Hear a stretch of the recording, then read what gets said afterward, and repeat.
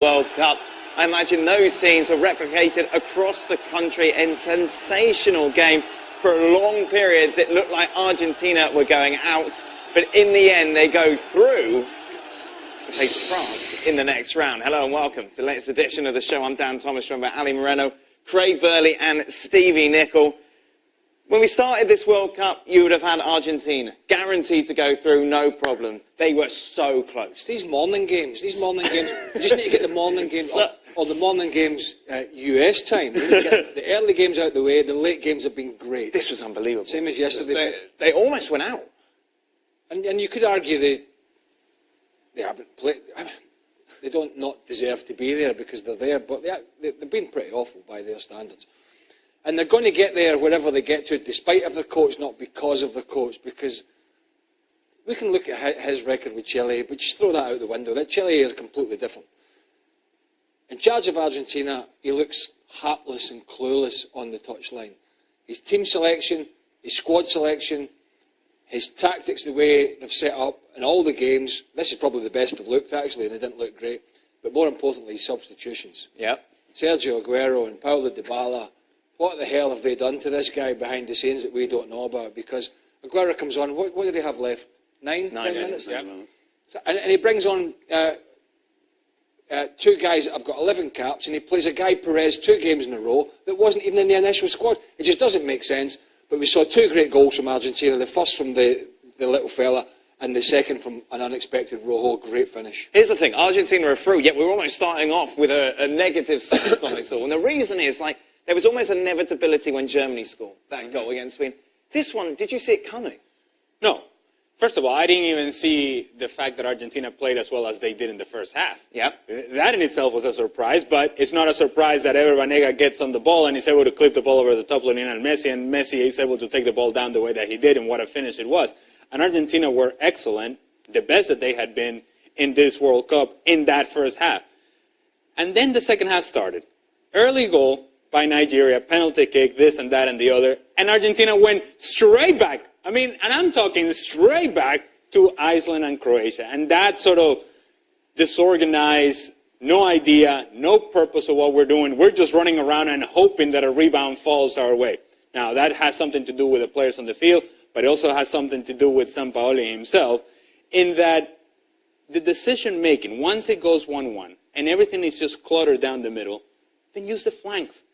Everybody in the world would start saying, if you have Sergio Kun Agüero, one of the best strikers in the world, put him in there alongside Higuaín, let's put balls in the box, maybe we get a rebound out of that, maybe it pops out to Messi, then you create something out of that. None of that. It was all just running into each other, hoping that something happens. Mascherano's running around, kicking people, not knowing exactly what he's doing on the field.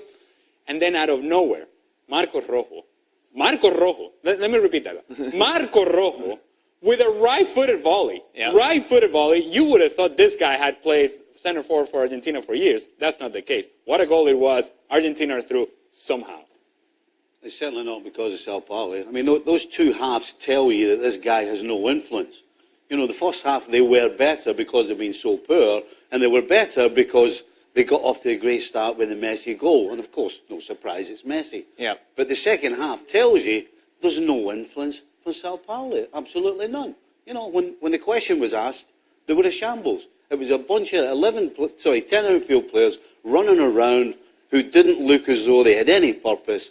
And let's be honest, Nigeria, is it a more inexperienced team almost in this World Cup? You would think if you've got a real coach, he's going to find a weakness and he's going to set his tactics out, and then you would look at the field and see it. Absolutely nothing. No tactics whatsoever. If Messi looked disinterested against Croatia, probably because of his coach and some of his teammates that were selected, he looked as if he was ready to attempt to carry them to the next round. How good was his goal? Oh dear, what a goal. It was, well, you know, Ever Banega played a great ball. Yeah. And by the way, he's another one that was scratching his head why he hasn't been playing earlier, the Sevilla midfielder, because he's a fantastic little midfielder. But he picked a great ball, but the run from Messi just dragged the defender in, and he spun in behind. It was right on the sixpence. From the control was great. It was everything he expected. And then I thought they were going to go on and take it from there, because they were sort of pressing Nigeria. They were picking up second balls in the first half, that is. They were picking up all the scraps in midfield, apart from Mascherano when he was giving it away.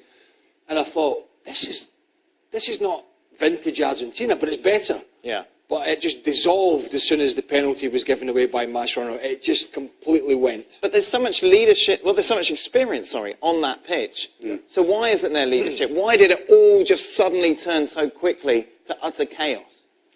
Well, I think when you step on a field as a player and you've been given a job to do or you understand what is expected, but when you step on a field and you don't really understand or know what we're trying to do, then as much experience as you have, that all seems to kind of disappear. And I guess that's why they rely so much on Messi, because he's a guy who uses his experience and his talent to carry this team. I appreciate what Mascherano's trying to do on the field. He thinks that he can cover every hole because clearly he doesn't trust that other people are going to do that. But leadership is not just about yelling and screaming and tackling and all those things. It's also about doing your particular job, right? And making sure that those around you are doing their job. In the sense that Mascherano, getting his face cut and everybody's going to say, well, look at that warrior, look at that commitment, that effort. Yeah, and I appreciate all of that. But the fact that he's running from the middle, out wide, from the front out wide, back, to this way, to that way, to that, he's leaving holes everywhere. By doing this, and that, he's not doing his job. And there's not a more experienced player on the field, is there? But and he's all over the shop. But it's because of the need that the desperation that we need to get this done, you lose sight of what makes you successful to begin with. And then you start doing all sorts of things instead of doing your role. Whatever that job is, do that job, and then trust that everybody else is going to do it. I don't think there is that level of trust in this national team. No, nothing whatsoever against Iceland and Nigeria. Right? I don't care much whether Argentina win or not, but it's him, innit? Yeah. It's just, you're just intrigued by Messi. Can he? How far can he drag this team? Just watching him, just the goals, the dribbles, and how teams try to stop him. It would just be a poorer tournament. There's no getting away from it if this poor Argentinian team was sent home, because the little fella, it's just a genius to watch him on this biggest stage. It might not be how he wants it, but I certainly, as a viewer, don't want to have Lionel Messi sat at home watching the TV the same as us at this stage of the competition. Well, the good news is Argentina's through. The bad news is they're playing France next. Sure. And so... And they're not going to up their game, are they? No, every single one of us has started by saying, well, they were better. I mean, that just tells you how bad they were. Right. I mean, really, do they think they're going to turn up against France and be able to do France? Well, it's not like France has been great. We'll talk about France a little bit later on. Okay. I just want to... There's the boss. I want to give a word to Nigeria, who, you expected goals, whatever you make of that.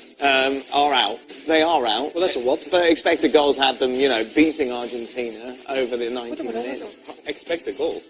I know, but... What does that mean? Well, okay, all right, let me put this in more of a plain... Did they deserve to go out?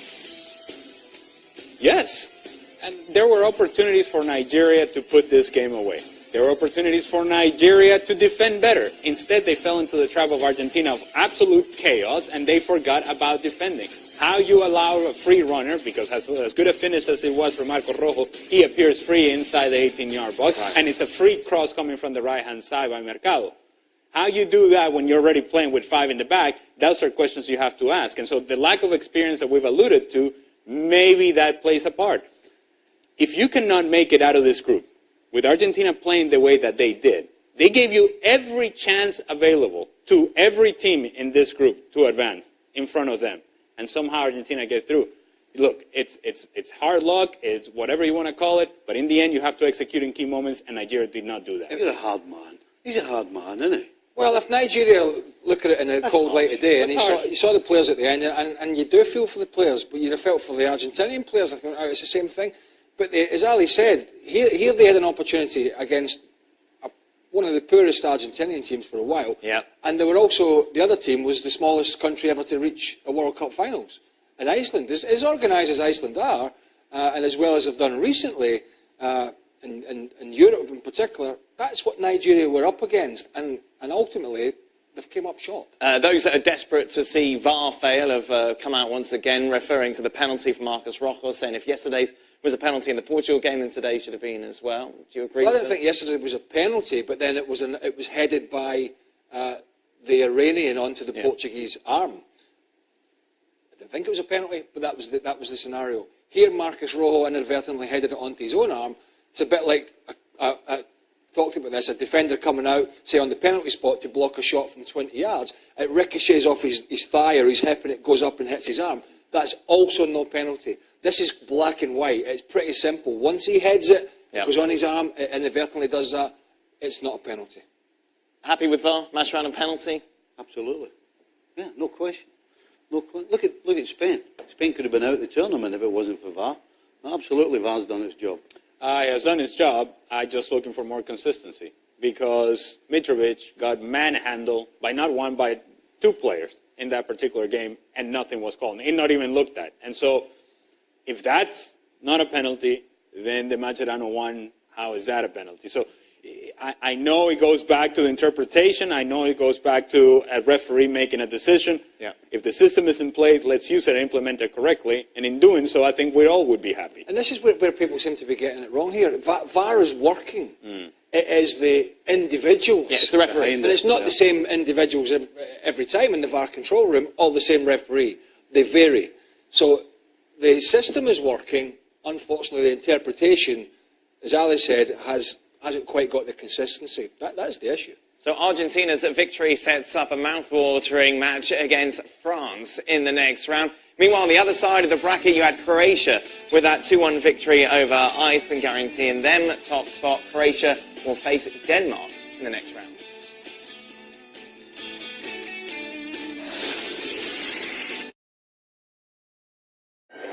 So France finished top of Group C after the first goalless draw of the tournament. That was against Denmark. Meanwhile, Peru registering their first win 2-0 over Australia. This was not a good game between France and Denmark. So Antoine Griezmann said this afterwards, which I thought was a bit strange. I'm used to playing this way in my club. It is true that it's not very nice to watch. I'm sorry for people.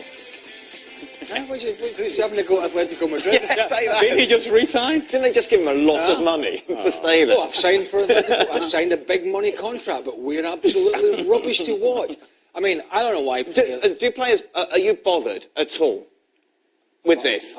About a goalless draw? If you're in that France team, does it matter? The only thing I'm worried about if I'm a player, and I know I'm going to play, is one, get through in the manner at the top of the group if you can, and two, stay fit for the knockout stages. Only thing I'm interested in. Right. Job done. Fit. If I'm fit and available to play, and we're through, I don't care about anything else. This is the third game in this World Cup from France, and they've yet to really show up properly. They are through, I know, and obviously unbeaten, but did Deschamps miss a trick in making 6 changes? Should he have kept a stronger starting 11 to try and get them gelling? No, I don't think so. I think the changes he made were smart ones. And, you know, it's amazing how sometimes by not playing, you're actually better off. Like Pogba, for example, right? Not playing today, there's no question he starts in this big game coming up because Nzonzi did absolutely nothing. You could say the same about Lamar. Okay. I mean, basically all the changes he made, not one of them did themselves any favour, and all they did was make the guy who was sitting on the bench, as average as have been, look better. Well, that's not great. That's not great, because if you're the other champs, you're putting those guys out there hoping that they show you something, because the other guys haven't shown you much, and you're saying, okay, well, this is sort of what I think my starting 11 is going to be, but if one of these guys shows up and does something spectacular, maybe that's something that we can add value to this starting 11. Maybe that's a piece that's important to us. If he went searching for that in this game, he didn't find anything. And so, while it is good to go through first, while it is good to get results, and while it is good to be healthy and fit, I don't know that this does much for the confidence of France. And yes, they're playing against a team in Argentina that has all sorts of flaws themselves. But if I'm in that French locker room, I'm thinking, I don't know, we haven't been all that great, and now we drew Argentina that has Lionel Messi. I don't know that that's the sort of matchup that they would have liked. Should we talk about France-Argentina then? Yeah, I think it's going to be great. I mean, because Argentina are a shambles, so they're going to be open. They've got arguably the best player in the world who could create anything. something from nothing. And then we're looking at this French team that isn't going to change much from the previous game because his job has been made easier, as Stevie said, by some of the guys coming in. So we're going to see Pogba, and we're going to see Mbappe, and we're going to see all these super talented French players who haven't yet played particularly well, but I think if they do, could tear this Argentina team apart. Right. Particularly the defence. Yeah. Yes, this front line of France with the wide players and Griezmann in there floating about, they could, I mean, I don't see how they're going to cope with the movement. I really don't. I couldn't agree more. Couldn't agree more. Yes, we're saying that they've been okay and they've won the group and they've got through, but I don't see them giving anything away. You know, we've been holding this team for a long time to a different standard than most teams, and they haven't yet proven to us what we think that they can do. But you know what? They're still getting it done. They're still there. They still won the group, and they're going to win this game because Argentina, I'm sorry. I mean, you talk about lucky. It's not happening. I don't mean to bring up Real Madrid, but I'm going to. Because you take a look at the start of their season, they were awful. There were calls for Zidane to go. They had a terrible run in the league, yet they got it together when they needed to. Right. This Argentina side is full of experience, a team, let's not forget, who went to the World Cup final 4 years ago. Is there not a sense that maybe, just maybe, they could try and get things going?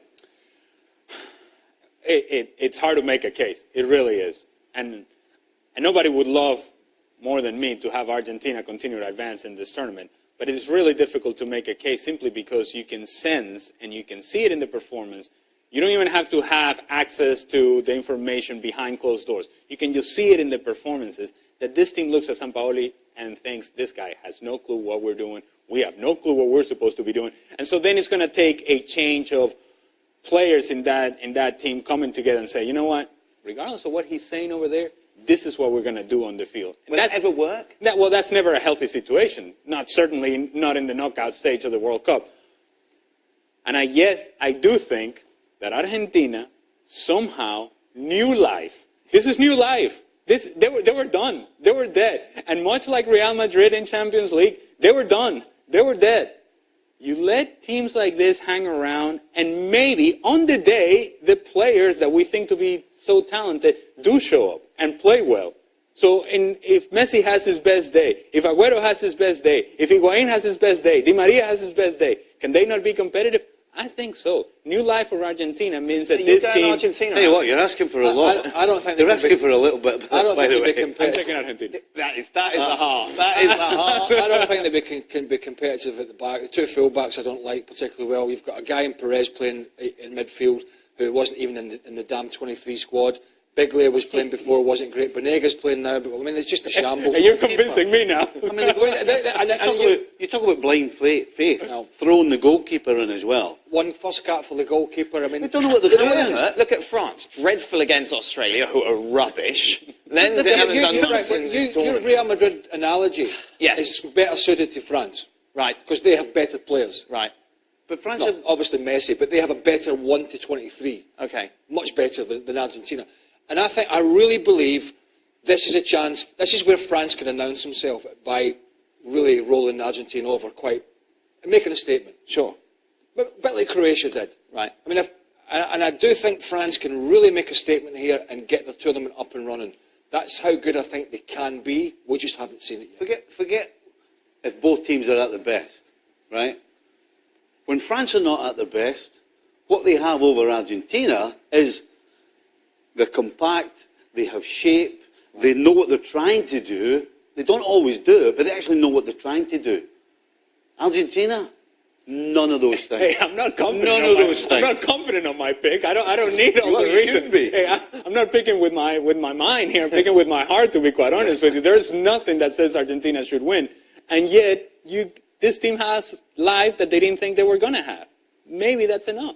Of course, more games tomorrow. Let's take a look at how Group F stands and remind you what's at stake. Mexico, as it stands, are top. Germany second. Mexico taking on Sweden. They're in a strange old scenario where, despite the fact they've won their opening matches, if Sweden beat Mexico and Germany beat South Korea by at least 2 goals, it could be Mexico going out and Sweden and Germany advancing. 6 points. We've talked about this before, and you think Sweden are going through, Stevie? I do.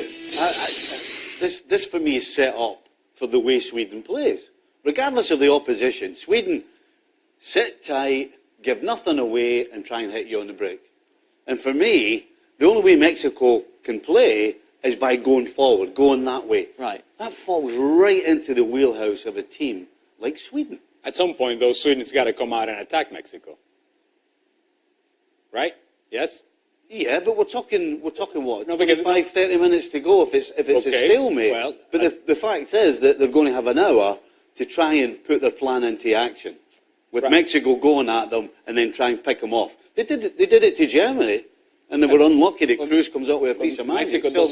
Mexico doesn't have to get after Sweden. I don't think Mexico can play any other way. Possession game? I think they can do it. All I'm saying is that Mexico's mentality and energy and everything that they've done early on in the tournament would have me believe that this team is good enough to beat Sweden.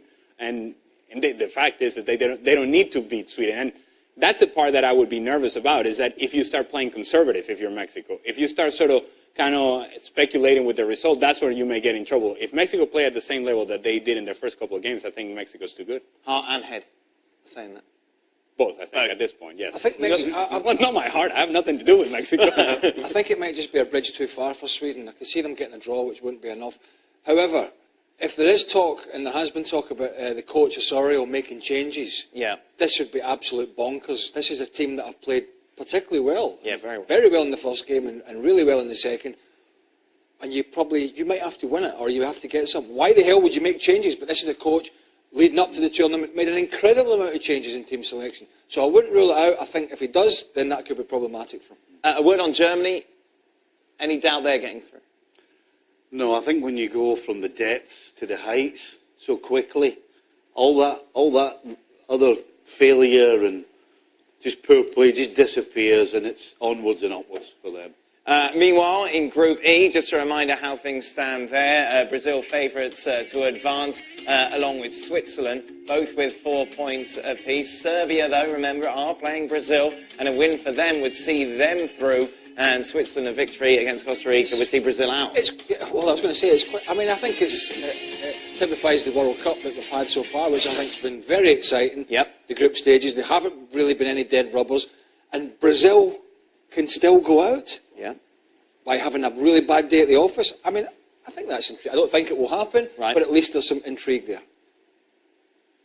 Can Brazil go from the heights to the depths, or the depths to the heights? Yeah, listen, I've picked Brazil to win it, so obviously I think they're going to beat Serbia. But the fact is, in a World Cup with so many shocks, it could be another one. Don't see it, but you never know. Brazil were better.